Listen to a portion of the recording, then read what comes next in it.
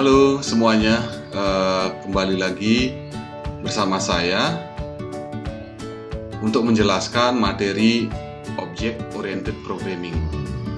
Saya ingin menyampaikan bahwa kali ini ada beberapa hal yang sangat menarik yang harus kalian pahami mengenai konsep dasar Object Oriented Programming, jadi antara objek, kelas, dan metode yang digunakan pada OOP. Nah, saya akan menyampaikan dengan cara saya akan berusaha menyampaikan sebaik mungkin, mudah-mudahan bisa dipahami. Ya, jadi selamat menyimak ya, silakan menyimak video dari saya. Ya, untuk materi kita kali ini, kelas, objek, dan metode, saya awali dulu dari apa itu definisi kelas, objek, dan metode. Nah, baik, untuk mengawalinya kita lihat dulu dari capaian pembelajaran kita hari ini adalah, jadi para peserta perkuliahan harus memahami kelas dan objek, memahami apa itu properti metode, kemudian memahami metode bertipe void dan non-void, kemudian memahami metode parameter tidak berparameter, kemudian memahami keyword statik dan final. Nah, objek yang pertama, jadi saya ada pertanyaan untuk teman-teman sekalian. Bisakah kalian menyebutkan objek-objek yang ada di sekeliling kita? Jadi saya berikan waktu beberapa detik saja ya. Jadi apa itu objek? Apakah bisa benda mati, makhluk hidup, atau barang abstrak? Nah, ini bisa kalian mungkin berpikir sejenak kira-kira apa yang dimaksud dengan objek itu sendiri. Nah, ini saya berikan gambaran kelas dan objek. Nah, dari definisinya, objek itu apa, kelas itu apa. Nah, bisa kita analogikan bahwa kelas adalah sebuah blueprint ya, blueprint dari sebuah objek. Jadi misalkan seperti ini, ada kelas untuk pembuatan rumah. Jadi misalkan di tempat tinggal Anda ada sebuah perumahan yang serupa atau mirip ya. Jadi semua hampir satu jalan itu rumahnya serupa, sama. Jadi kelasnya adalah gambar blueprint dari rumah tersebut. Objeknya adalah rumah-rumah yang sudah dibangun. Jadi misalnya studi BTN dan lain sebagainya. Jadi ada rumah yang hampir mirip. Jadi itu disebut dengan objek. Kemudian kelas adalah gambarnya, gambar desain awalnya. Nah, kemudian dari definisi yang lain, misalkan kelas merupakan inti dari pemrograman Java. Nah, setiap konsep atau kasus pemrograman yang akan diimplementasikan ke dalam Java haruslah dibungkus ke dalam sebuah kelas. Nah, ini kelas ini adalah merupakan, seperti saya katakan tadi, adalah sebuah blueprint. Misalkan di pabrik mobil ada ratusan atau ribuan mobil tertentu. Nah, tentu gambar awalnya atau yang kita sebut dengan desain awalnya hanya satu. Nah, tetapi itu yang disebut tetapi untuk jenis mobilnya, misalkan satu merek mobil, misalkan di sini ada sedan, ini kita anggap serupa, sama. Ini disebut dengan kata objek. Jadi objek 1, objek 2, dan objek 3. Bisa jadi objek 1000 gitu ya. Jadi karena dia sama, mirip persis, kalau kita jejerkan di depan dealernya itu sama begitu ya. Tetapi menjadi blueprint adalah kelasnya. Nah, berikutnya, objek dalam OOP memiliki pengertian yang sama dengan objek yang ada di sekeliling kita. Objek bisa berupa benda mati, makhluk hidup, barang, atau sesuatu yang abstrak. Nah, objek adalah entitas yang ada di sekeliling kita, mirip seperti entitas yang Anda tentukan ketika membuat entity relationship diagram ya. Nah, misalkan kita lihat dari apa isi dari sebuah objek. Nah, misalkan name of a person, di nama seseorang ya, tes misalnya nama of person Rani, skin color white, skin color white. Nah, kelas dapat didefinisikan sebagai cetak biru, blueprint, atau prototype kerangka yang mendefinisikan variabel data dan metode perilaku umum dari sebuah objek-objek tertentu. Jadi misalkan ketika kita melihat satu objek dengan objek yang lain, ini dapat didefinisikan bahwa kelasnya adalah sebagai cetakan biru, kemudian atau prototipe kerangka yang mendefinisikan variabel, data, metode adalah perilaku apa yang bisa mereka lakukan gitu ya, perilaku seperti apa kebiasaannya dari objek tertentu. Nah, kemudian objek dan kelas saya definisikan lagi dengan gambar ya. Objek misalkan. Jadi ada kelas girl. Nah, kelas girl ya, kelas perempuan. Nah, objeknya bisa si A, si B, si C, si D. Nah, artinya mereka bisa saja memiliki atribut yang sama gitu. Jadi ini yang namanya kelas perempuan. Kemudian di bawah kelas boy. Nah, jadi sang perempuan melihat laki-laki ini sebagai kelas boy misalkan. Jadi objek laki-laki misalkan dari sini hampir sama ya. Jadi ini kelas perempuan, kelas laki-laki seperti itu. Kemudian objeknya bisa A, B, C, bisa Rani, Nani, Susi dan lain sebagainya. Kemudian kelas laki-laki misalkan bisa Adi dan lain sebagainya. Ini kita sebut dengan objek. Kemudian kelasnya adalah laki-laki. Ini objeknya. Kemudian kelasnya adalah perempuan. Nah, objek. Nah, sekarang berikutnya saya akan bertanya lagi. Sebutkan apa saja biasanya dimiliki oleh suatu objek. Nah, kira-kira apa? Nah, kalau kita melihat dari gambar tadi objek ya, apa kira-kira yang dimiliki oleh sebuah objek? Nah, bisa kalian pikirkan jawabannya apa? Saya berikan berapa detik ya. Sudah ketemu ya jawabannya, bahwa kira-kira apa yang dimiliki oleh sebuah objek. Nah, menurut teorinya, objek ini memiliki yang pertama adalah nama. Nama adalah identifikasi dari sebuah objek. Kemudian yang kedua adalah state. State adalah status, ciri, atribut yang terdapat pada objek. Kemudian yang ketiga adalah behavior. Nah, behavior apa yang dapat dilakukan oleh objek tersebut. Jadi tentu objek ini pertama memiliki nama. Nah, kemudian state, status, ciri, atribut yang terdapat pada objek. Kemudian behavior. Behavior ini adalah apa yang dapat dilakukan oleh objek tersebut. Nah, misalkan Anda tentu memiliki nama. Misalkan state-nya, ciri-cirinya apa kira-kira? Atribut yang ada pada objek itu apa? Misalkan statusnya apa, cirinya apa, atributnya apa? Misalkan atributnya, misalkan kalau laki-laki, objek laki-laki misalkan memiliki 2 tangan, 2 kaki dan lain sebagainya. Bisa saja itu sebagai objek manusia.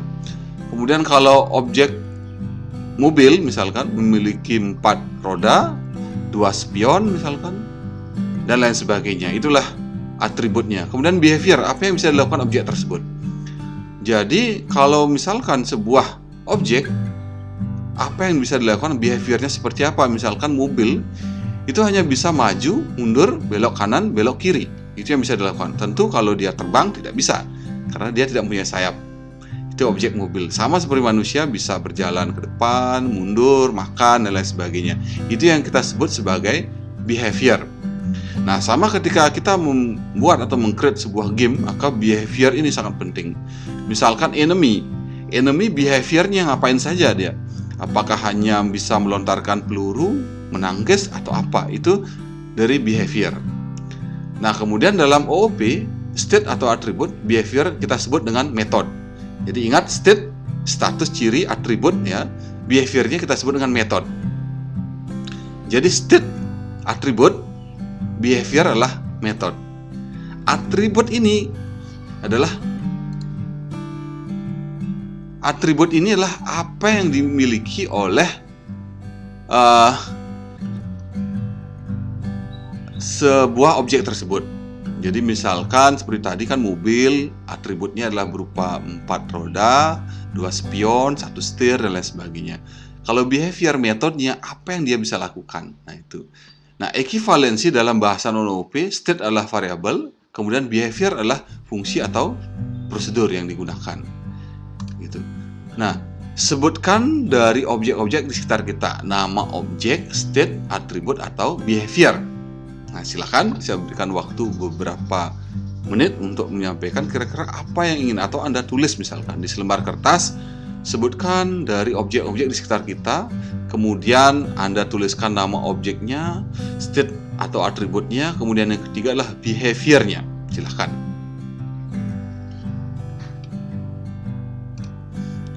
Nah, baik, setelah kita membahas mengenai objek, nah berikutnya adalah mengenai kelas. Nah, tadi kelas kita sebutkan adalah apa? Adalah cetak biru ya, blueprint dari sebuah objek. Nah, kelas adalah objek monitor komputer di meja Anda. Apakah sama dengan objek monitor di meja teman sebelah kiri kanan Anda? Nah, ini sebuah pertanyaan ya. Jadi ada dua pertanyaan. Misalkan, objek monitor komputer di meja Anda apakah sama dengan objek monitor di meja teman sebelah kiri kanan Anda? Nah, silakan dipikirkan. Kemudian yang kedua, karakteristiknya, state dan behavior sama, tetapi merupakan dua benda yang berbeda. Jadi ketika Anda sudah bekerja atau Anda di lab ya, objek monitor atau objek komputer yang Anda miliki, kemudian ada komputer di sebelah kanan dan kiri Anda, apakah sama? Nah, mungkin dari tampilan sama, tetapi karakteristik state dan behaviornya sama, tetapi merupakan dua benda yang berbeda. Mungkin saja di dalamnya ada aplikasi yang berbeda terinstall, wallpapernya berbeda, kemudian dari spesifikasi komputernya berbeda. Itu yang menjadikan kelasnya berbeda. Nah, kelas adalah kelompok objek yang memiliki karakteristik yang sama, yang sejenis. Jadi, tolong dicatat bahwa, saya ulangi sekali lagi, kelas adalah kelompok objek-objek yang sejenis, karakteristiknya yang sama. Jadi, yang kita sebut dengan sejenis. Nah, kelas definisi dan spesifikasi dari objek-objek. Lebih tepatnya, kelas dianalogikan sebagai yang pertama, cetakan kue. Ya, di slide awal ada gambar bahwa satu cetakan, nah ini bisa menghasilkan banyak kue yang sama. Nah, kemudian blueprint atau denah bangunan, resep masakan. Jadi satu denah bangunan atau gambar arsitek ya bisa menghasilkan banyak bangunan yang sama. Kemudian resep masakan, satu resep kita coba berkali-kali tidak masalah, dan lain sebagainya. Nah, dari satu cetakan bisa dibuat banyak kue yang bentuknya sama. Dari satu blueprint rumah bisa kita buat banyak rumah yang bentuk, ukuran, bahannya sama. Nah, misalkan sebuah kelas.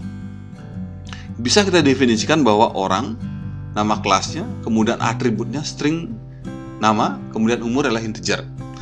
Nah, kita bisa ketikkan pada tabel seperti ini, orang, nama kelasnya, kemudian nama, string, kemudian umur adalah integer. Kemudian metode, apa yang bisa dilakukan? Nah, kenapa saya tuliskan makan ya? Karena di sini adalah aktivitas yang paling sangat sering dilakukan, makan ya. Jadi inilah metodenya. Berarti seperti saya tugaskan tadi, ada nama kelasnya, kemudian atributnya, kemudian ada metodenya. Seperti itu. Jadi kita definisikan seperti ini untuk sebuah kelas. Nah, mendefinisikan kelas dan objek.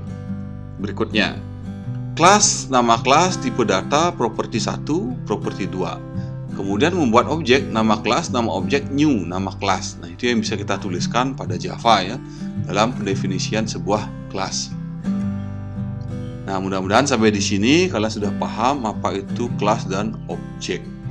Nah, berikutnya saya akan lanjutkan mengenai apa itu atribut, metode secara lebih jelas. Nah, kita lanjutkan bahwa satu kelas ya, atau satu objek orang ya, objek manusia atau objek laki-laki. Nah, tadi disebutkan bahwa dalam pembuatan objek atau berinisiasi objek ada atribut data, kemudian ada method, function, atau behavior. Jadi contoh misalkan dalam atribut data, seorang laki-laki memiliki baju, rambut, kulit, jaket, sepatu, kaki, dan mata. Ini yang kita sebut dengan atributnya yang menempel pada objek tersebut. Nah, kemudian metode atau fungsi behaviornya, apa yang bisa dia lakukan itu, yang mungkin dia lakukan. Yang nanti kita set ya. Misalkan jalan, lari, belok, memanjat, makan, minum, dan lain sebagainya yang bisa dilakukan oleh seorang laki-laki atau seorang ya. Nah, kemudian kalau kita definisikan properti dan metode, nama kelas. Nah, seperti biasa kalian sudah bisa memberikan nama kelas, tipe data 1, tipe data 2, tipe data N. Nah, tergantung berapa tipe data yang nanti kita gunakan. Tipe metode 1, daftar parameter, kode untuk metode 1, tipe metode 2, daftar parameter, kode untuk 2. Jadi di sini tipe datanya, nama kelasnya, kemudian metode yang digunakan. Misalkan di sini ada beberapa metode ya. Nah, itu properti dan metodenya. Berikutnya adalah contoh sederhana dari pendefinisian kelas dengan Java.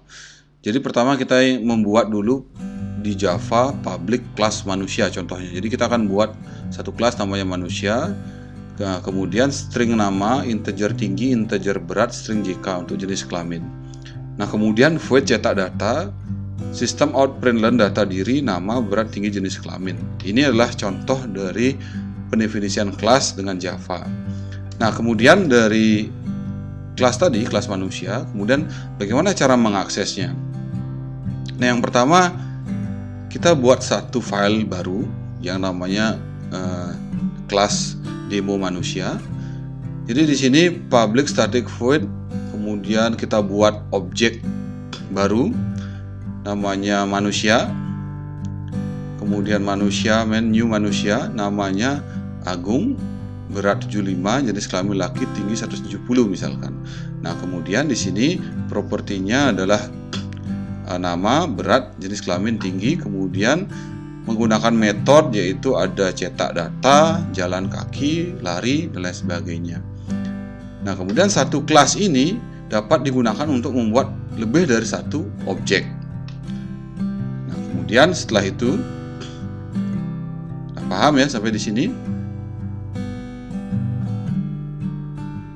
Ya baik, kita akan mencoba contoh di slide tadi pada NetBeans.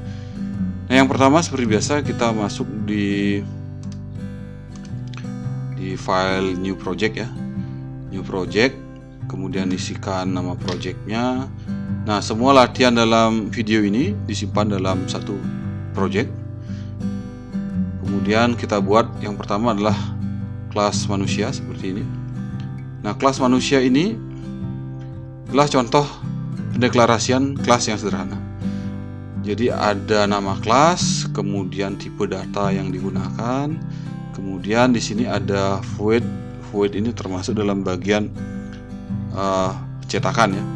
Jadi dia akan mencetak data, lari, void, jalan kaki, melakukan 3 proses yang dia bisa lakukan. Ini disebut dengan behavior. Ada cetak data, lari, dan jalan kaki. Nah, kesemua ini sistem out dan lain sebagainya ini adalah untuk output ya. Dan kemudian file yang kedua adalah kelas demo manusia.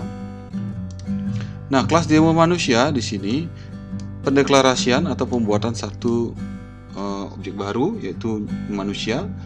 Kemudian di sini ada nama, jadi variabelnya disimpan dengan pertama ini menggunakan tadi pada manusia yaitu string nama, integer tinggi, integer berat, string JK.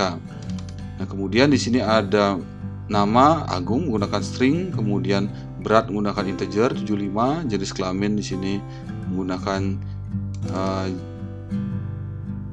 string ya, string, kemudian berat menggunakan integer dan lain sebagainya. Nah, kemudian cetak data, jalan kaki dan lain. Nah, ini kita memanggil ada 3. Nah, kita ada panggil 3 di sini. Ada cetak data, jalan kaki, dan lari.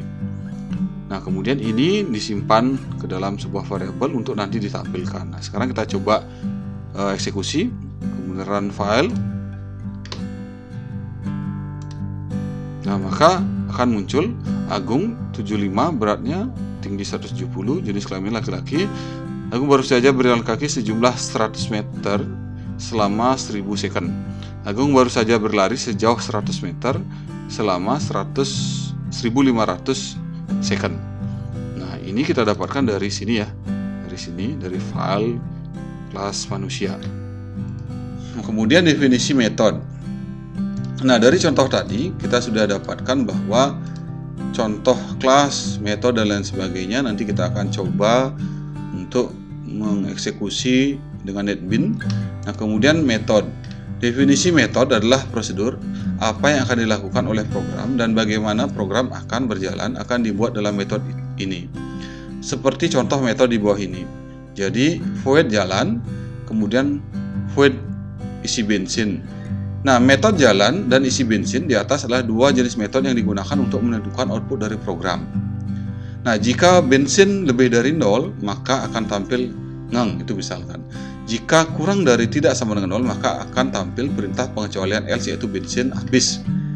Itu adalah contoh pendefinisian metode.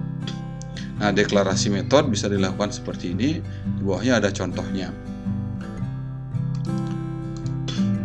Kelas metode demo, integer data, integer get data, return data, void set data, kemudian void set max data, integer data 1, integer data 2. Nah, lingkup deklarasi. Nah, sedikit bercerita mengenai lingkup deklarasi dalam metode. Metode yang bertugas mengubah nilai keadaan objek diberi awalan set. Jadi ketika Anda ingin mengubah nilai ke dalam objek, diberi awalan set. Misal set jari-jari. Nama metode setelah kata set sama dengan nama variabel data objek yang akan diubah nilainya.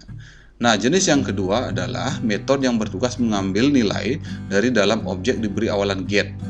Jadi ketika Anda ingin mengambil nilai dari dalam suatu objek diberi awalan get, misalkan get luas. Nama metode setelah kata get sama dengan nama variabel data objek yang akan diketahui nilainya. Nah, metode selain bertugas seperti nomor 1 dan 2 di atas akan diberi nama sesuai dengan tugas yang diberikan oleh metode tersebut.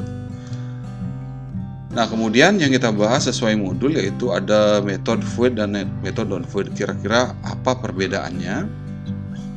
Nah, untuk yang pertama, metode void adalah metode yang tidak mengembalikan nilai.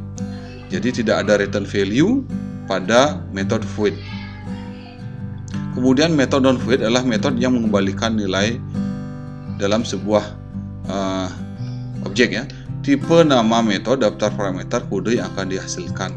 Contoh seperti ini. Metode void tidak mengembalikan nilai. Public class kotak 2. Nah, nanti akan saya demokan di NetBeans. Double panjang, double lebar, double tinggi. Void cetak volume. Nah, void cetak volume di sini termasuk metode void karena digunakan atau tidak mengembalikan ya, tidak mengembalikan nilai. Wajib digunakan untuk metode void atau disebut dengan prosedur. Jadi ketika dia ingin mencetak volume, dia tidak mengembalikan nilai, sehingga sistem out println volume kotak panjang kali lebar kali tinggi. Nah, langsung dia mencetak ya. Nah, kemudian berikutnya contoh yang lainnya adalah public class demo method 1. Public started void main string, kemudian ada kotak 1, kotak 2 dan lain sebagainya. Dari sebelumnya inilah kotak 2. Di sini kita gunakan objek ya, objek kotak 2. Kemudian K1 new kotak 2, K2 new kotak 2, K3 new kotak 2. Berarti kita akan menggunakan fungsi dari sini, void cetak volume untuk kelas kotak 2. Nah, kemudian dari kelas kotak 2 akan dipanggil oleh K1, K2 dan K3. Misal K1 panjang sama dengan 4, K1 lebarnya 3, K1 tingginya adalah 2, kemudian K2 panjangnya 6, K2 lebarnya 5, K2 tingginya 4, kemudian K3 panjangnya 8, K3 lebarnya 7, K3 tingginya 6. Maka ketika kita memanggil K1, K2, K3, cetak volume dari file yang sebelumnya, di sini cetak volume ya, dari kelas kotak 2, maka yang tampil adalah volume kotak. Jadi rumusnya di sini adalah panjang kali lebar kali tinggi. Sehingga untuk K1 panjangnya 4 kali 3 kali 2 yaitu 24 dan seterusnya. Untuk K2 120, untuk K3 ini adalah 336. Untuk pendefinisian dalam kelas kotak 2. Nah, di sini di dalam kotak 2 double panjang, double lebar, tinggi, kemudian cetak volume. Nah, di sini untuk void cetak volume dia menggunakan tipe void, berarti dia tidak ada return value, tidak ada nilai yang dikembalikan. Nah, kemudian file yang kedua adalah demo method 1 ini. Nah, di sini kita memanggil K1 di kotak 2, berarti tetap referensinya dari file kelas kotak 2 ini. Dipanggil lagi kotak 2, K1 new kotak 2, K2 new kotak 2, K3 new kotak 2. Nah, kemudian K1 panjang diberikan variabel panjang untuk K1 4, 3, 2. 4 untuk panjang, 3 untuk lebar, tingginya 2. Kemudian K2 panjangnya 6, lebarnya 5, tingginya 4. Kemudian K3 8, 7 dan 6. Nah, kemudian metode yang digunakan adalah cetak volume untuk K1, K2 cetak volume, K3 cetak volume. Nah, sehingga kalau kita lihat dari kotak 2 ini, cetak volumenya dipanggil sebanyak 3 kali dan mengeluarkan output adalah volume kotak panjang kali lebar kali tinggi. Sehingga kalau kita jalankan di sini run file, maka kita lihat hasilnya bahwa volume kotak dari 1, berarti dari demo kotak 1 ini 3 ini metode yang dipanggil untuk dijalankan. Kotak 1 24, yaitu sebanyak 4 kali 3 kali 2 yaitu 24, kemudian 6 kali 5 kali 4 120, 8 kali 7 kali 6 adalah 336. Nah, kemudian metode non-void. Nah, metode untuk non-void mengembalikan nilai ya. Jadi ada kotak 3, panjang, lebar, tinggi, hitung volume. Nah, metode non-void ini ada cirinya, yaitu ada return ya. Ada return di dalamnya. Saya lanjutkan untuk mengakses metode non-void. Seperti tadi saya sudah katakan di slide sebelumnya, bahwa untuk metode non-void ini ada cirinya, kata kuncinya yaitu return ya. Ini dia mengembalikan nilai kalau menggunakan metode non-void. Nah, untuk mengakses metode non-void, kita gunakan seperti ini. Jadi tadi demo kotak 3, kemudian new kotak 3, kita memanggil di sini ada kelas kotak 3, ini kita panggil new kotak 3, kemudian ada variabel panjang, lebar, dan tinggi, masing-masing bernilai 10, 20, dan 10. Nah, kemudian panjang, lebar, dan tinggi menggunakan tipe data double. Nah, kemudian panjang, lebar, tinggi, double vol, kotak, hitung volume, sistem out println.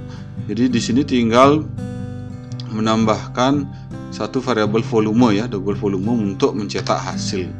Nah, itu cara untuk mengakses metode non-void.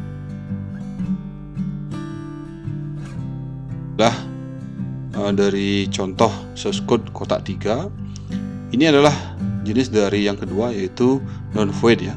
Nah, non-void adalah mengembalikan nilai. Nah, mengembalikan nilai contohnya kotak 3, double panjang, double lebar, double tinggi, double hitung volume, double vol, panjang kali lebar kali tinggi, return vol. Nah, dalam jenis non-void dicirikan dengan adanya source code atau keyword return ya, return. Di sini ada return. Nah, ini yang dicirikan untuk dia bahwa ini metodenya non-void. Nah, kemudian demo kita buat satu lagi file demo kotak 3. Nah, demo kotak 3 ini menggunakan kelas kotak 3, demo kotak 3, public static void main string kotak 3, new kotak 3. Berarti kita memanggil kelas kotak 3. Nah, kemudian panjangnya variabelnya 10, lebar 20, tingginya 10, kemudian double vol, kotak code di sini hitung volume. Hitung volume berarti ada di kotak 3 ini. Hitung volume ya. Hitung volume, kemudian hitung volume, kemudian sistem out println vol. Nah, dia ada mengembalikan nilai untuk bisa mengeluarkan output ya. Berupa vol, berapakah volumenya begitu. Nah, kemudian metode dengan parameter. Nah, metode parameter pada contoh kelas manusia di awal, sini bisa saya back kembali bahwa di awal ada contoh kelas manusia ya. Nah, di sini kita membuat satu buah kelas, kemudian cara mengaksesnya. Jadi ketika ada metode dengan parameter, jadi void lari misalkan, jalan kaki, bahwa ketika dia lari jarak plus jarak kali 15. Kemudian kalau dia jalan kaki jarak plus kali 10. Nah, mengakses metode dengan parameter di sini menggunakan demo manusia, nama kelasnya. Kemudian ada main jalan kaki 100, kemudian main jalan lari 100. Nah, nanti akan saya tampilkan menggunakan NetBeans. Materi berikutnya adalah mengenal kata kunci static. Nah, sering mendengar static ya, static void dan lain sebagainya. Nah, terdapat beberapa batasan yang perlu diperhatikan pada saat pendeklarasian metode static. Metode statis hanya dapat memanggil metode yang bersifat statis. Metode statis hanya dapat mengakses data yang bersifat statis. Nah, jadi itulah beberapa deklarasi dari metode statis. Jadi metode statis hanya dapat memanggil metode yang bersifat statis, dan metode statis hanya dapat mengakses data yang bersifat statis. Nah, contohnya seperti ini. Ada public class demo static 1. Static integer A sama dengan 5, static integer B sama dengan 6. Integer X sama dengan 4. Ini kita buat satu contoh data non static ya. Kemudian static void test integer C sama dengan A plus B. Nah, sistem out println bahwa A plus B ini kita tampilkan dari C ini, berarti A plus B harusnya 5 plus 6, jawabannya 11 ya, jawabannya 11. Nah, ketika kita menggunakan sistem out println X, kita ingin menampilkan X ini, X yang ini data non static. Kita ingin tambahkan data statik ya. Nah, sehingga nanti dia error. Di sini Anda akan diminta tidak bisa mengakses data non statik. Adalah mengenal kata kunci statik ya. Nah, kata kunci statik ini contohnya seperti pada di slide tadi, kita coba pada NetBeans. Nah, public class demo static, static integer A sama dengan 1, static integer B sama dengan 6. Inilah cirinya static ya. Kemudian di bawahnya kita coba membuat variable non static. Integer X sama dengan 4, data non static. Nah, void main test integer C adalah kita menghitung A plus B, berarti 5 plus 6 sama dengan 11 harusnya ya. Dan kemudian sistem out println A plus B kita buka atau output dari hasil C yaitu A plus B. Kemudian sistem out println X sama dengan kita buka hasil X harusnya 4 ya, begitu. Karena di sini static void ya, di sini adalah static, kita ingin mengakses dari ini bukan static, maka tidak bisa. Kalau kita lihat di sini di NetBeans ada tanda seru, kalau kita lihat ya. Ini kalau kita baca non static variable X cannot be referenced from a static context. Jadi non static variable tidak bisa di reference dari static context. Jadi ini adalah data non static, kita ingin tampilkan di static tidak bisa, sehingga error ya. Kalau kita jalankan di sini run akan terjadi error ya. Nah, ini tidak bisa kita jalankan, ini bukan variable static, sehingga kita komentari, kita coba jalankan run, maka ada ya A plus B sama 11. Jadi ini yang disebut dengan variable ini ya, kata kunci statik ya. Nah, kemudian ada yang disebut dengan berikutnya mengenal kata kunci final. Fungsi kata kunci final digunakan untuk pendeklarasian yang absolut.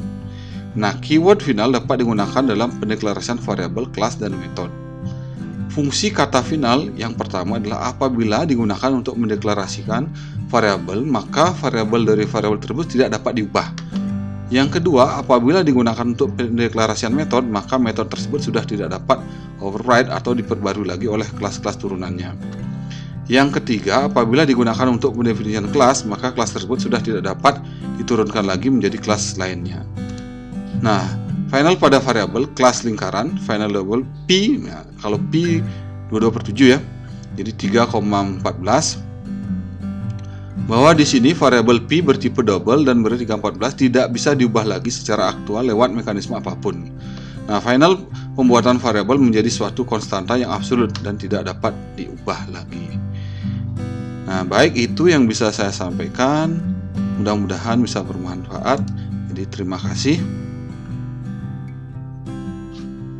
Baik, sampai jumpa lagi pada video saya selanjutnya. Mudah-mudahan bisa bermanfaat untuk kalian semua. Bye.